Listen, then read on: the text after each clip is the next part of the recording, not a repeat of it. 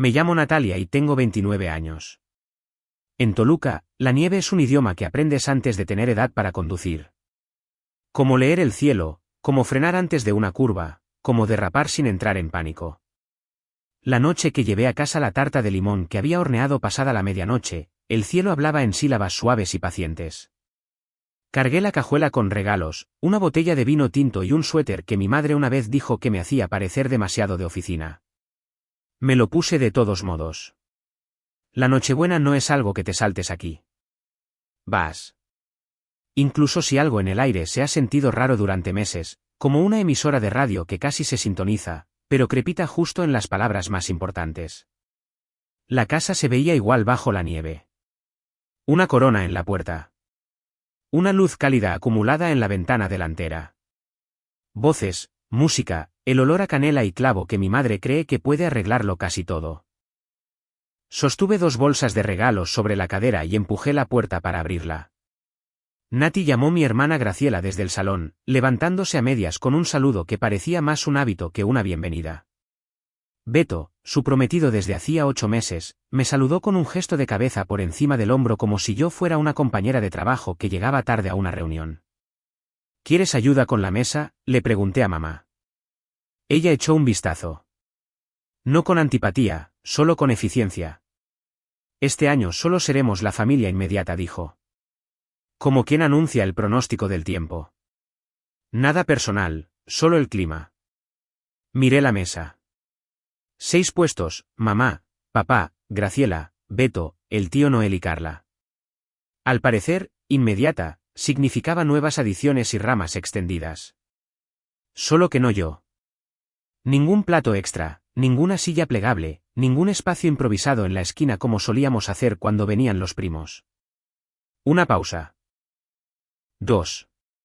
Entonces Graciela se acercó a mí, con una sonrisa demasiado rápida. No sabía que iban a. No fue idea mía. Podemos hacer algo nosotras mañana. Un almuerzo. No parecía decirlo en serio. Podía oír el tintineo de los cubiertos detrás de ella mientras mamá colocaba un plato con cuidadosa ceremonia frente a Beto. No discutí. No pedí la silla de repuesto del closet del pasillo ni sonreí como si hubiera entendido mal. Volví a levantar las bolsas en mis brazos, sentí las asas quemándome las palmas de las manos y me di la vuelta hacia la puerta. Me dejaron ir. El umbral sopló frío en mis mejillas cuando salí, la nieve cayendo de la misma manera tranquila que hacía una hora, cuando creía que tenía un asiento. Caminé hasta mi carro, puse los regalos en la cajuela y me senté allí con las manos en el volante, escuchando a José Alfredo Jiménez salir de una casa en la que crecí. La mitad de mi quincena estaba en esa cajuela. Un taladro que mi padre había rodeado con un círculo en un folleto de la ferretería, un bolso con una cremallera con la que mi madre no tendría que batallar, una novela que a Beto le encantaría porque le había preguntado a Graciela por sus autores favoritos. Pensé en las tarjetas de regalo del supermercado que había enviado cuando el recibo de la luz se disparó, la transferencia silenciosa que hice para ayudar a Graciela con su carro cuando le recortaron las horas, la ayuda con el alquiler de la casa del lago de mamá y papá. No me había parecido una carga en su momento. Se supone que la familia no es una carga. Se supone que es un lastre. Conduje a casa a través de la nevada, con los limpiaparabrisas marcando el ritmo como un metrónomo. En mi departamento, dejé la tarta en la encimera. El departamento se sentía honesto de una manera que la casa no se había sentido en meses. Pequeño, silencioso, enteramente mío. Cerca de la medianoche, abrí mi laptop. La transferencia mensual de 10.000 pesos a mis padres, pausada. El pago automático del crédito del carro de Graciela que había estado cubriendo desde julio, cancelado. La cuenta de Mercado Libre, que todos usaban con mi nombre, eliminada. Netflix, sesión cerrada en todos los dispositivos. Ningún anuncio, ningún manifiesto, solo interruptores que se apagaban como luces en una habitación vacía. Mi celular vibró y se detuvo. Iván, mi novio, me había enviado un mensaje de texto antes desde casa de sus padres en Querétaro. Llegué de una pieza. Llámame cuando estés en casa. Escribí una respuesta que todavía no envié. Más tarde. Estoy bien. No estaba segura de cuál era la verdad, e Iván se merecía la parte de mí que podía contarla. Dormí como si me hubieran dejado caer en un pozo. A las 8:20 de la mañana, mi celular se iluminó con un destello frenético. 32 mensajes, todos en mayúsculas, de mamá y Graciela. Luego más cortos, de papá, tajantes como si alguien estuviera dictando. No los abrí. Solo observé cómo se alineaban las vistas previas. Natalia, contéstame ahora. ¿En serio estás haciendo esto por una cena? Estás siendo cruel. Deja de ser coda. Graciela necesita tu ayuda. Somos familia. Llamaron a la puerta 10 minutos después. No un golpe de vecinos. Un golpe que pide ser obedecido. Dejé que continuara. Pasó de golpes a timbrazos y de nuevo a golpes, como si probara todas las combinaciones para forzar una cerradura. Me serví café, observé la nieve caer tras la ventana. Se me ocurrió distraídamente que me había convertido en la única persona de nuestra familia que respetaba un límite, y era yo la que estaba siendo acusada por ello. Cuando finalmente abrí la puerta, mamá y Graciela estaban de pie sin abrigos, con la nieve perlada en el pelo. No tenían el frío suficiente para ser razonables. ¿Qué has hecho?, preguntó mamá, saltándose el saludo, de la misma manera que se había saltado mi sitio en la mesa. ¿Por qué no ha llegado el dinero? Mi tarjeta del supermercado ha sido rechazada. Graciela no puede pagar la mensualidad de su carro. Has cancelado la cuenta de Mercado Libre. Estás reaccionando de forma exagerada. La estudié como a una desconocida que se parecía a mi madre. ¿A qué crees que estoy reaccionando? No te desinvitaron, dijo. Solo era una cena más pequeña. ¿Más pequeña?, dije. ¿Con un plato para Beto? Él es parte del futuro de Graciela, dijo, cruzándose de brazos. No pensamos que le darías tanta importancia. Entonces dijo la frase que resonó como cubiertos cayendo sobre baldosas. No tienes marido, ni hijos, y ganas un buen dinero. Es tu responsabilidad apoyar a esta familia mientras Graciela está empezando su vida. Graciela no la contradijo. Me miró con una expresión que no pude leer. Quizás nunca había tenido que hacerlo. Algo dentro de mí se reorganizó con un suave clic. Una pieza de rompecabezas que había estado forzando durante años se encajó en su sitio y se bloqueó. No habían olvidado mi silla. La habían reasignado. Yo era la partida presupuestaria que hacía posible el resto de la mesa. He terminado, dije. No es dramático. Simplemente, se acabó. Espero que Beto pueda cargar con lo que yo he estado cargando. Ya no seré su cuenta de servicios públicos. Recurrieron a todas las tácticas que habían usado conmigo. En 5 minutos, cubrimos la culpa, la obligación, arruinar las fiestas. No traigas amargura al año nuevo. Todos estamos bajo estrés. Sé la persona más madura. Mantuve la voz serena. Quería ver si la calma aguantaría. El nombre de Iván apareció en mi celular, Iván Peña, y luego desapareció. Lo silencié. Esto no era una conversación a 3 bandas. Era un libro de cuentas que tenía que cerrar yo misma. Estás eligiendo una pelea, dijo mamá finalmente. Estoy eligiendo un límite, dije. Si lo oyes como una pelea, es cosa tuya. No les gustó esa frase.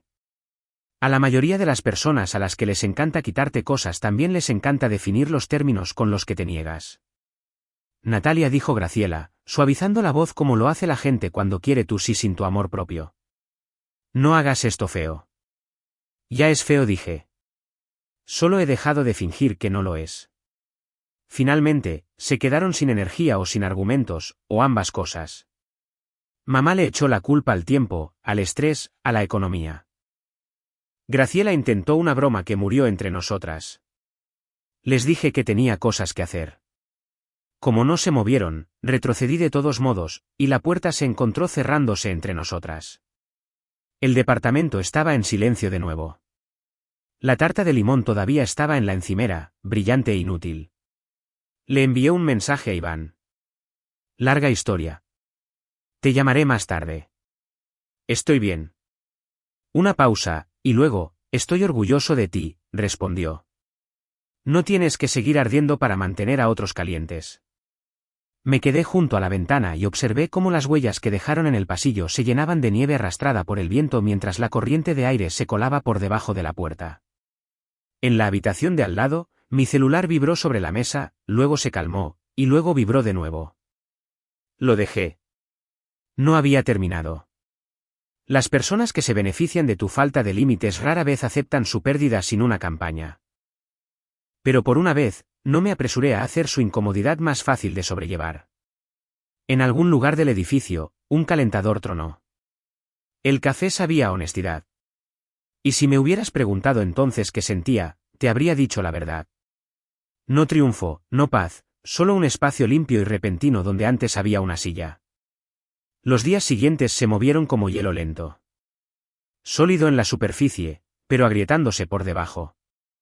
Seguí esperando que las cosas se calmaran, que la tormenta de llamadas y mensajes de texto se desvaneciera, pero mi celular nunca se silenció del todo. Cada pocas horas, otro mensaje parpadeaba. Estás siendo cruel. Graciela no puede dormir. Tu padre está disgustado. Familia significa sacrificio. Sacrificio. Esa era siempre la palabra que usaban cuando se referían a mí. A la tercera mañana, dejé de revisar las notificaciones. Silencié el chat grupal. Empecé mi café antes del amanecer y abrí mi aplicación de presupuesto como si estuviera leyendo las escrituras. Por primera vez en años, cada número allí me pertenecía de verdad. Aún así, el silencio tiene una forma de hacer eco. Cuando creces en una casa que solo llama cuando algo va mal, la quietud puede parecer sospechosa. Trabajé a distancia esa semana. Hojas de cálculo, reuniones de proyectos, conversaciones triviales y educadas a través de mis auriculares. Les dije a mis compañeros de trabajo que mi Navidad familiar había sido diferente. Se rieron, dijeron que la de todo el mundo lo era. Ninguno de ellos sabía lo que realmente significaba diferente. Esa noche, Iván llamó. Siempre esperaba hasta la noche, cuando la distancia entre Toluca y Querétaro parecía un pasillo, no una autopista. ¿Sigues aguantando firme?, preguntó suavemente. Creo que sí, dije. Probablemente pronto empezarán a racionar los sentimientos de culpa. Él se rió entre dientes. Suenas más ligera. No estoy segura de que esa sea la palabra. Simplemente. Acabada. Acabada puede ser un buen comienzo, dijo. Quería creerle, pero una parte de mí todavía esperaba que alguien volviera a llamar a la puerta. No con ira esta vez, sino con algo peor. Un perdón fingido. En cambio, el viernes por la noche, el golpe llegó antes de lo que pensaba. El sonido hizo que se me encogiera el estómago. 2 golpes secos, una pausa, y luego un golpe largo y deliberado. A través de la mirilla, mamá, con el abrigo abrochado esta vez. Graciela, con los ojos cansados. Abrí la puerta a medias. ¿Podemos entrar?, preguntó mamá. No era tanto una pregunta como una orden con forma de pregunta. Me hice a un lado, principalmente porque no quería que mis vecinos oyeran esto. Mamá no se sentó. Caminaba de un lado a otro, retorciendo sus manos enguantadas. Esto ha ido demasiado lejos, Natalia. Estás castigando a tu hermana por algo que no hizo. Parpadeé. ¿Te refieres a una cena a la que no fui invitada? Fuiste invitada. Solo era una reunión pequeña, dijo rápidamente. Graciela dio un paso adelante. Mamá, quizás. Mamá la interrumpió. No quisimos decir nada con eso. Beto es parte del futuro de Graciela. Solo queríamos que fuera íntimo. La palabra me hizo reír. Un sonido pequeño y quebradizo. Íntimo habría sido una llamada telefónica explicándolo, no un plato donde solía estar el mío. Mamá exhaló por la nariz. Siempre te tomas las cosas de manera tan personal. Crees que todo gira en torno a ti. Esa era la frase que me había perseguido desde la infancia cada vez que preguntaba por qué me dejaban fuera o por qué Graciela recibía las cosas nuevas o por qué se esperaba que yo ayudara con las cuentas. ¿Crees que todo gira en torno a ti? La miré y por primera vez vi realmente cómo había construido un sistema alrededor de esa frase. Si todo giraba en torno a mí, entonces nada de lo que hacían podía considerarse incorrecto. Solo mi reacción. Mamá, dije en voz baja. Tienes razón en una cosa. Esto es personal. Es mi dinero, mi paz y mi límite. Graciela se estremeció como si la palabra, límite, le doliera. El tono de mamá se agudizó. No conviertas esto en una cruzada de independencia. Ganas un buen dinero, Natalia. No tienes marido, ni hijos. Es natural que ayudes. Así es como sobreviven las familias. Sus palabras aterrizaron en mí como una ecuación que ya había resuelto. Si no tengo marido, entonces no tengo familia. Si no tengo familia, entonces le debo más a esta. No querían que me incluyera. Me querían útil. Hablas de supervivencia, dije. Pero yo soy la única que ha estado manteniéndose a flote mientras el resto de ustedes se paran sobre mis hombros. Los ojos de Graciela brillaron. Lo estás tergiversando, Nati. No es así. Simplemente tienes más estabilidad. Porque la construí, repliqué, y luego más suavemente, porque nadie nunca la construyó para mí. Un instante de silencio se extendió entre nosotras. Entonces mamá dijo la frase que nunca olvidaré. No nos dejarías ayudar aunque lo intentáramos. Era una mentira tan perfecta, pulida por años de repetición, que por un momento admiré la artesanía. Nunca lo ofrecieron, dije. Simplemente me pasaban una cuenta y lo llamaban amor. La boca de mamá se apretó en una línea delgada. Te arrepentirás de esto. Algún día nos necesitarás. Sonreí levemente. Si ese día llega, espero que respondan a la puerta. Graciela empezó a llorar, luego lágrimas silenciosas y avergonzadas. Susurró algo sobre no querer decirlo de esa manera, y que así no somos nosotras. Pero ya había escuchado suficiente sobre quiénes eran en Nochebuena. No necesitaba subtítulos. Caminé hacia la puerta y la abrí de par en par. Creo que eso es todo por esta noche. Mamá dudó, luego pasó a mi lado, murmurando sobre el orgullo y la actitud. Graciela la siguió, deteniéndose en el umbral. Nati, dijo suavemente. Te llamaré mañana. No lo harás, dije, no con crueldad, solo con certeza. Se fueron. La luz del pasillo parpadeó una vez, luego se estabilizó. Cuando la puerta hizo clic al cerrarse, apoyé la frente contra ella y respiré. Mis manos temblaban, no de miedo, sino de adrenalina, del tipo que surge cuando finalmente dejas de actuar y empiezas a protegerte. Esa noche, no pude dormir. Me senté en el sofá con la tarta de limón todavía en la encimera, intacta. El departamento olía ligeramente a azúcar y al humo de mi café de antes. Pensé en lo que dijo mamá, sobre la responsabilidad, sobre mí, buen dinero. Y me di cuenta de que esto nunca había sido sobre la Navidad. Se trataba de control. Cada, gracias, que nunca dijeron había sido reemplazado por la expectativa. Cada favor que hacía se volvía invisible en el momento en que se completaba. Lo escribí todo, no por rencor, sino por claridad. Marzo, complemento de la renta de Graciela, 7.000 pesos. Mayo, servicios para mamá y papá, 3.000 pesos. Julio, pago del crédito del carro, 10.500 pesos. Agosto, despensa, 4.500 pesos. Septiembre, reparaciones de la casa del lago, 15.000 pesos. Un año de amor disfrazado de transacciones. A las 2 de la madrugada, mi lista estaba terminada. Cerré el cuaderno, lo deslicé en el cajón de mi escritorio y me susurré, no más deudas del corazón sin pagar. Cuando finalmente dormí, soñé con nieve. Interminable, limpia y silenciosa. Fue el 3 de enero cuando llegó.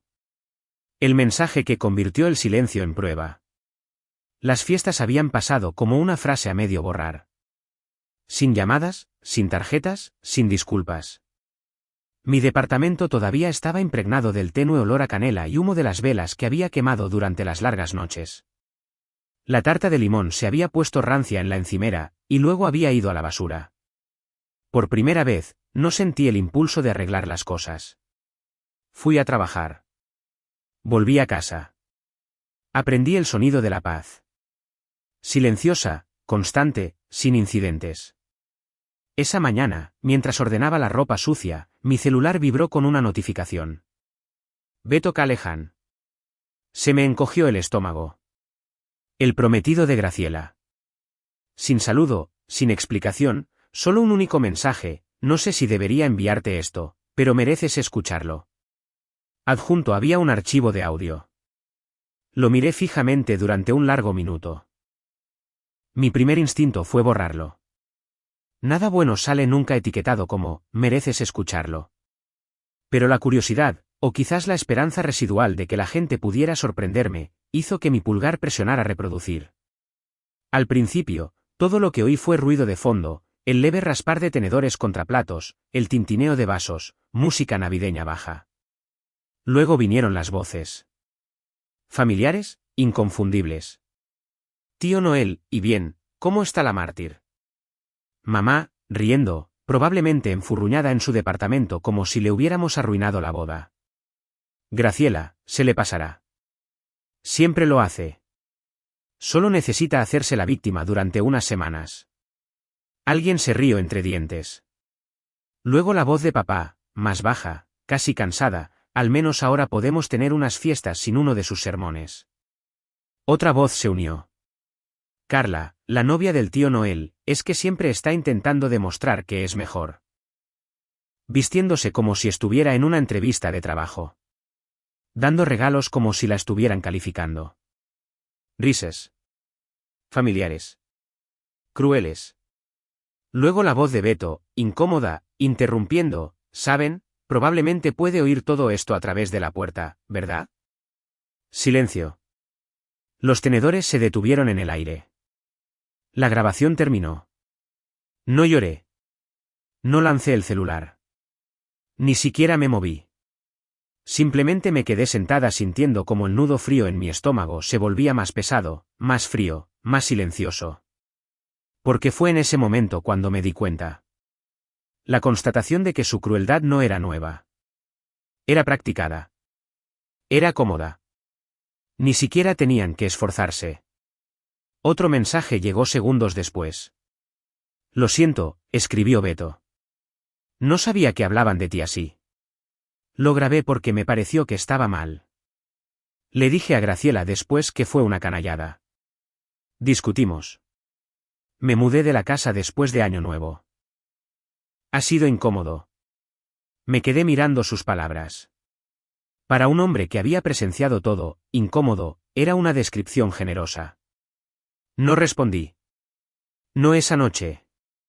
Quizás no por orgullo, sino porque no sabía que dolía más, que mi familia se hubiera burlado de mí a mis espaldas, o que yo hubiera esperado algo mejor de personas que ya me habían mostrado quiénes eran.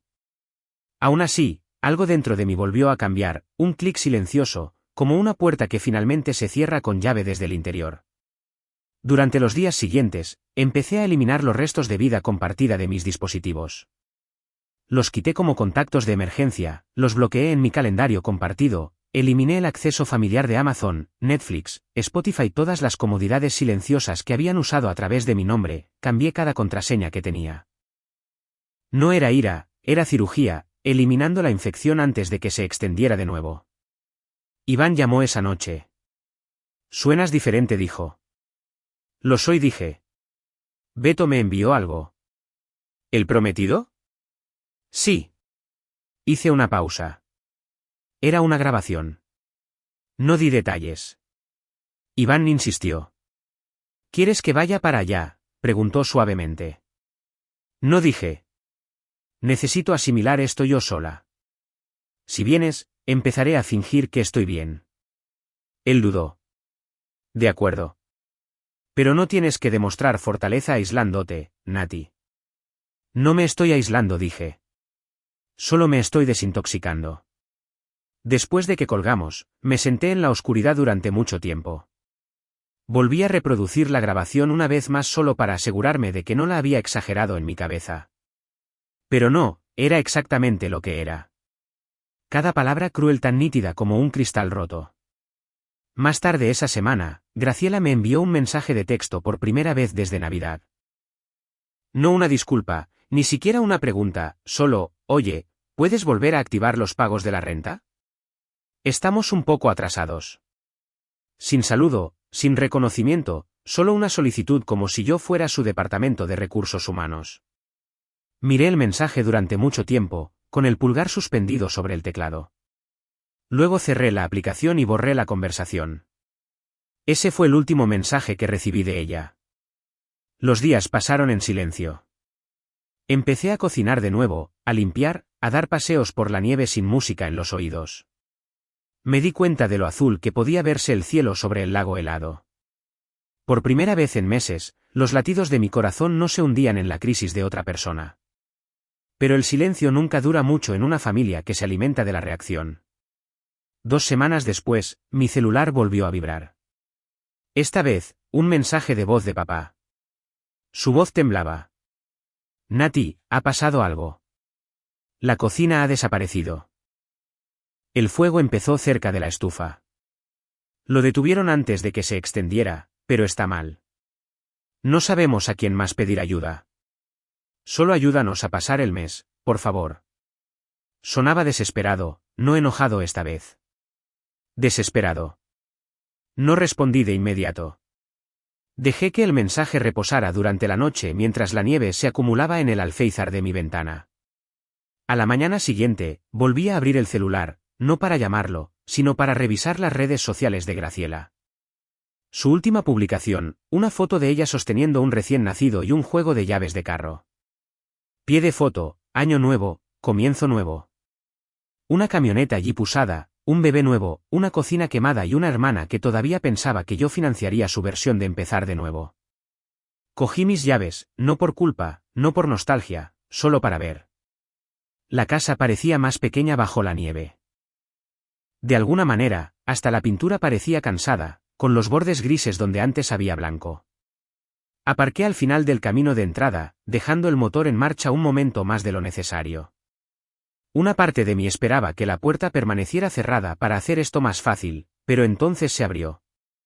Mamá estaba allí, abrigada con un suéter demasiado grande que solía ser mío. Su rostro oscilaba entre el alivio y el control, como si no pudiera decidirse por uno de los dos. Natalia dijo, con la voz tensa por una compostura ensayada. ¿Viniste? Asentí, sin confiar todavía en las palabras. Dentro, lo primero que me golpeó fue el olor. Humo, ceniza y algo agudo, como plástico derretido. La cocina estaba peor de lo que había imaginado. Armarios ampollados, azulejos ennegrecidos, una mancha oscura que se extendía por la pared. Alguien había intentado fregarla, pero las manchas de humo no se quitan tan fácilmente. Mamá empezó a hablar antes de que pudiera preguntar nada. Fue el cableado detrás de la estufa. Graciela acababa de salir con el bebé. Si hubiera estado en casa. ¿Dónde está ella?, pregunté. Arriba, dijo rápidamente, con los ojos desviándose hacia las escaleras, intentando que el bebé no se despierte. Como si fuera una señal, oí unos pasos débiles y luego vi a Graciela, descalza, llevando una de mis viejas sudaderas, la azul que había dejado hace años. Le quedaba holgada sobre los hombros. Se quedó paralizada a mitad de las escaleras. Hola, dijo en voz baja. Hola, respondí. La palabra parecía un idioma extranjero. Mamá se interpuso entre nosotras. El seguro está siendo difícil, dijo. Y ya sabes cómo van estas cosas. Alojamiento temporal, contratistas. Solo necesitamos un poco de ayuda para pasar el mes. Ahí estaba. No un, gracias por venir. No un, estamos a salvo. Solo la petición. Siempre venía vestida de urgencia, nunca de gratitud. Miré alrededor de la cocina. Probablemente deberíais hacer que revisen el cableado de toda la casa, dije. Si una sección se quemó, el resto podría. Mamá interrumpió. Lo haremos. Es que no tenemos los fondos ahora mismo. Esperó, expectante. Graciela permaneció en silencio, con los ojos fijos en el suelo. Metí la mano en el bolsillo de mi abrigo y saqué un sobre. El rostro de mamá se suavizó, malinterpretando el gesto como una rendición. Cuando lo abrió, su expresión vaciló. Dentro había 900 pesos. ¿Qué se supone que es esto?, preguntó, confundida. Eso, dije, es lo que valía mi sitio en la mesa. El silencio que siguió se sintió más pesado que el humo. Los ojos de Graciela se abrieron de par en par. Nati, eso no es justo. Justo, dije, con voz baja. Te sentaste en una mesa donde se reían de mí. Lo llamaste pequeño, íntimo, familiar. ¿Y ahora quieres que pague para arreglar las paredes que quemasteis? El tono de mamá se agudizó. Estás siendo rencorosa. No, dije con calma. Estoy siendo coherente. Dejé el sobre en la encimera, justo al lado de una pila de tarjetas de recetas a medio quemar, y me di la vuelta para irme. Graciela me llamó. No tienes que ser así. Me detuve en la puerta. ¿Así como? Fría. Me giré. También me llamaste fría cuando dejé de pagar tu cuenta de la calefacción. Su boca se abrió, luego se cerró. Salía la fría tarde. Los copos de nieve se pegaban a mis pestañas. La casa detrás de mí parecía aún más pequeña, no porque hubiera cambiado, sino porque finalmente la vi sin ilusiones. No miré hacia atrás. Cuando llegué a casa, me serví un té y observé la nieve a través de la ventana hasta el anochecer. Las luces de la ciudad se reflejaban débilmente en la escarcha. Cada una de ellas, un pequeño límite manteniendo su forma. Mi celular vibró con un nuevo mensaje. Mamá. No lo abrí. Luego otro de papá. Por favor, Nati, no hagas esto. Es la familia. Puse el celular boca abajo. La familia, pensé, no debería sonar como una exigencia. Más tarde esa noche, Iván llamó. ¿Fuiste?, preguntó. Fui. ¿Y? Están bien, dije. La cocina no, pero ellos lo estarán. ¿Te dieron las gracias? Me reí suavemente.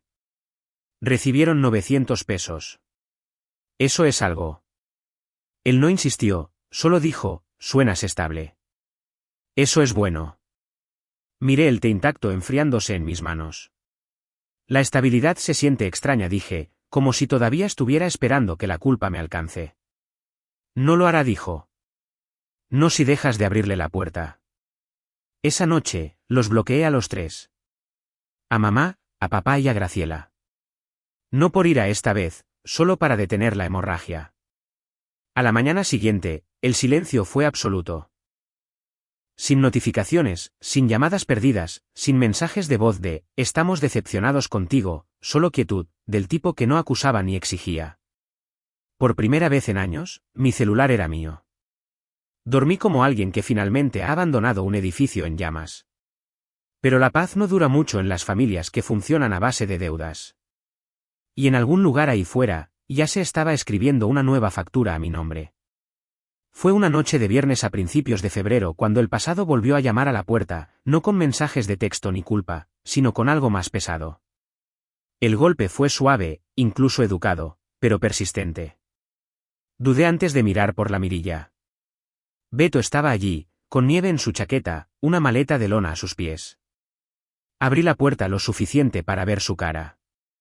Parecía agotado, como alguien que había dejado de fingir. ¿Puedo entrar?, preguntó en voz baja. Dudé, luego me hice a un lado. Se quedó de pie, incómodo, cerca de la entrada, agarrando la correa de su maleta. Me he mudado esta mañana, dijo. De casa de tus padres. Ya no puedo más. Me crucé de brazos. Ya somos dos. Él esbozó una sonrisa débil. Graciela dijo que dirías eso. Permanecí en silencio. Beto exhaló y dejó la maleta a sus pies. Tenías razón sobre ellos, Natalia. La forma en que hablan, la forma en que usan a la gente. Pensé que podría manejarlo, pero vivir allí te cambia. El aire se siente pesado. Graciela ya ni siquiera me mira a los ojos. Solo se queja de la cocina, del dinero, de mí. Me apoyé en la encimera, estudiándolo. ¿Por qué me cuentas esto? Metió la mano en su chaqueta y sacó un pequeño sobre. ¿Por qué necesitas ver esto? Dentro había recibos, extractos impresos. Mi nombre estaba en cada uno de ellos. Los hojeé lentamente, los latidos de mi corazón haciéndose más fuertes con cada página. Cargos de restaurantes, gasolineras, habitaciones de hotel, muebles, viajes a un spa, incluso un cochecito de bebé de una boutique de lujo. Cada línea estaba vinculada a una tarjeta de crédito que nunca había abierto. Al final de la pila, saldo total, 136.735 pesos. Levanté la vista. ¿Estás bromeando? Beto negó con la cabeza. Graciela abrió la cuenta a tu nombre.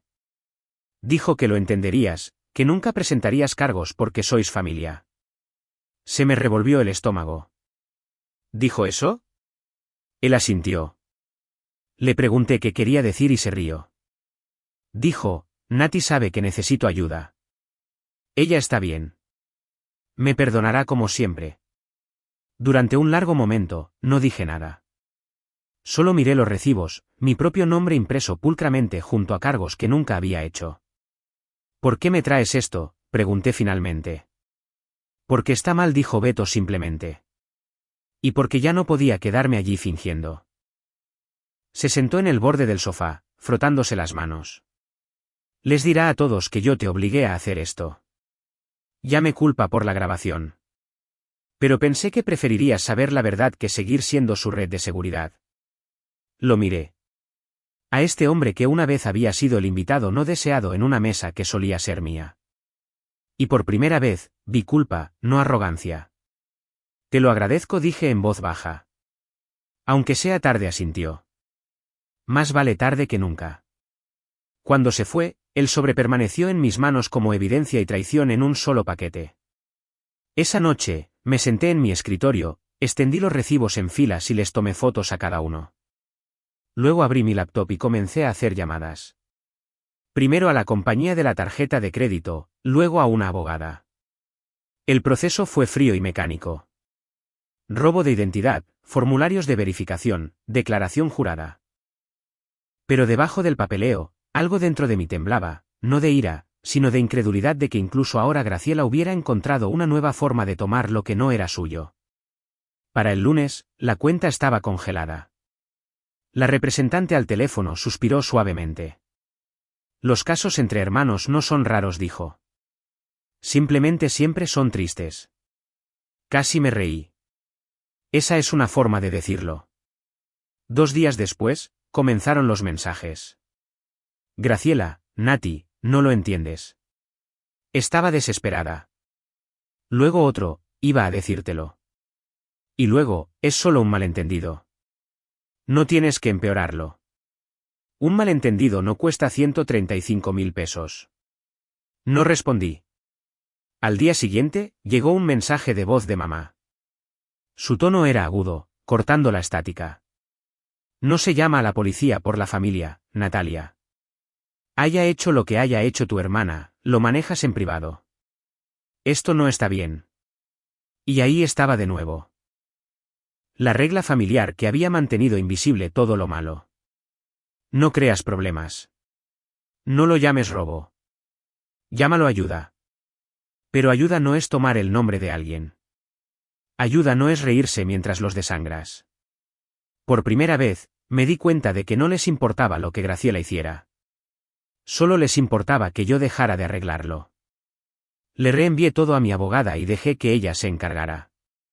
Cuando la policía contactó a Graciela, las llamadas y los mensajes de texto se duplicaron, primero suplicantes, luego furiosos, y después silencio. Beto se puso en contacto de nuevo ese viernes. Les está diciendo a todos que yo te hice presentar cargos, dijo. Por supuesto que lo hace, dije. Él dudó. Lo siento por todo, por no haber dado la cara antes, por haber sido parte de ello. Lo miré. Grabaste esa cena cuando nadie más lo habría hecho. Me diste la prueba. Me dijiste la verdad. Eso es suficiente. Él asintió lentamente. No se dan cuenta de la fuerza que se necesita para marcharse. Yo sí, dije. Porque todavía estoy aprendiendo. Se fue en silencio después de eso. La maleta de lona todavía a su lado. A finales de febrero, el papeleo estaba casi terminado. La abogada dijo que mi nombre quedaría limpio en el plazo de un mes. Cada día, borraba otra conversación de mensajes, otro contacto, otro lazo. No era venganza. Era recuperación. Y por primera vez, no me sentí culpable por salvarme a mí misma. Marzo llegó en silencio, la nieve convirtiéndose en aguanieve, las calles mojadas con ese tipo de deshielo que hace que todo huela a finales.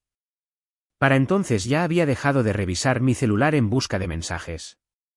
El silencio se había vuelto rutina, no soledad. La abogada llamó un miércoles por la tarde. Está hecho, dijo. La cuenta está cerrada. Tu nombre ha sido limpiado. 135.000 pesos, semanas de llamadas, meses de agotamiento, todo borrado por unas pocas firmas digitales y un correo electrónico de disculpa del banco que decía, apreciamos su paciencia. Cuando colgué, me quedé sentada un rato. La habitación se sentía diferente, más ligera de alguna manera, como si hubiera estado conteniendo la respiración durante años sin darme cuenta. Me serví un café y me quedé junto a la ventana.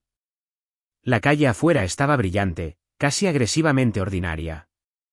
Un camión de reparto, un niño en un patinete, una pareja discutiendo sobre direcciones. La vida seguía, indiferente. Por primera vez en mucho tiempo, no sentí la necesidad de arreglar nada. Esa noche, Iván llamó. «¿Suenas tranquila?», dijo. «Supongo que lo estoy», respondí. La abogada llamó. «Se acabó». «Estoy orgulloso de ti», dijo. «No dejaste que reescribieran la historia». Sonreí levemente. «Todavía lo intentarán, pero he cambiado las cerraduras». Hablamos un rato sobre el trabajo, sobre quizás hacer un viaje de fin de semana cuando llegara la primavera. Me contó sobre el compromiso de su hermana, y me di cuenta de que podía escuchar la historia familiar de otra persona sin estremecerme. Después de colgar, encendí una vela y limpié el departamento. No porque lo necesitara, sino porque finalmente tenía la energía para hacerlo.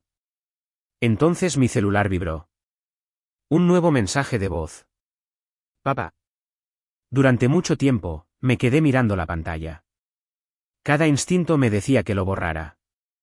Pero algo curiosidad, quizás cierre me hizo presionar reproducir. «Hola, Nati, soy papá. No sé si escucharás esto, pero necesito decirlo de todos modos. Tenías razón. Te tratamos como una red de seguridad, como alguien que siempre estaría ahí para arreglar las cosas. Nos decíamos que era amor, pero no lo era. Era conveniencia. Tu madre aún no está lista para admitirlo. Graciela definitivamente no lo está. Pero yo lo veo ahora.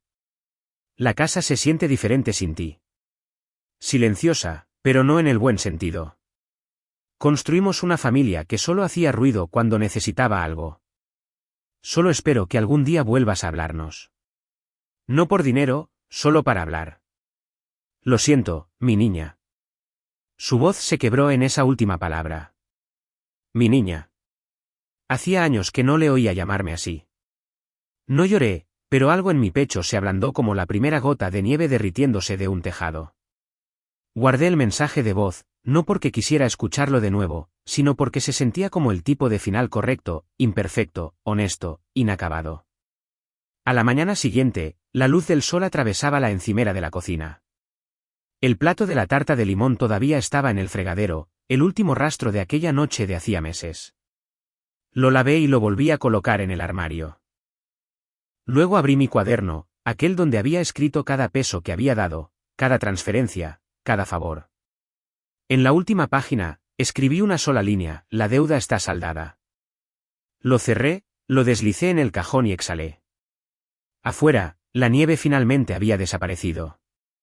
Cogí mi abrigo, salí a la pálida luz de marzo y caminé hacia un futuro que no me debía una disculpa para existir. Porque la verdad era simple. La familia puede romperte, pero también puede enseñarte en qué no convertirte. Y por primera vez en mi vida, eso fue suficiente.